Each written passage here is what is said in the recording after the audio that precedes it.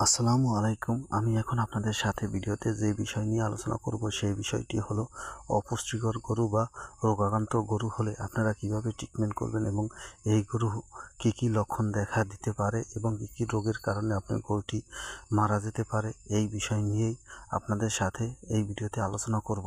আমার এই ভিডিওটি যদি আপনাদের একটু ভালো লেগে থাকে তাহলে প্লিজ লাইক, শেয়ার, কমেন্ট এবং সাবস্ক্রাইব করবেন। আপনাদের যদি কোনো বিষয় প্রশ্ন থাকে তাহলে আমাকে কমেন্ট করবেন, আমি পরবর্তী ভিডিওতে আপনাদের সেই বিষয় উত্তর দিয়ে দেব। ভিডিওতে যে গরুটি দেখতে পাচ্ছেন এই গরুটি দেখেন খুবই রোগাক্রান্ত এবং অপুষ্টিজনিত রোগে ভুগছে। এই কারণে এই গরুটি এখন এরকম অবস্থা।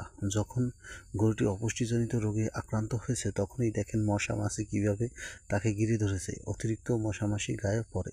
এজন্য আপনার মশা মাছি পরজীবী আপনার গরুর রক্ত খেয়ে ফেলে, এই কারণে গরু আরও বেশি অসুস্থ হয়ে পড়ে। তাই আপনার গরু যখনই অপুষ্টিজনিত রোগে দেখা দিবে বা আপনার গরু যখনই কৃমি আক্রান্ত হবে তখনই আপনার ট্রিটমেন্ট করতে হবে।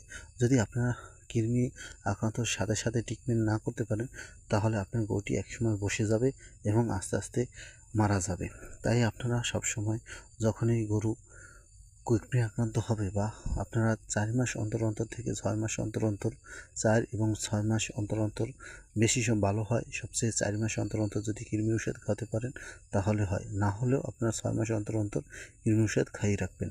এই গরুটিকে যদি কৃমির ওষুধ খেয়ে রাখতো এবং মাঝে সাঝে কিছু ভিটামিন খাওয়াতো এবং তার যে ঘাসগুলো খায় এগুলো খাওয়ালে আর গরুটার এই অবস্থা হতো না।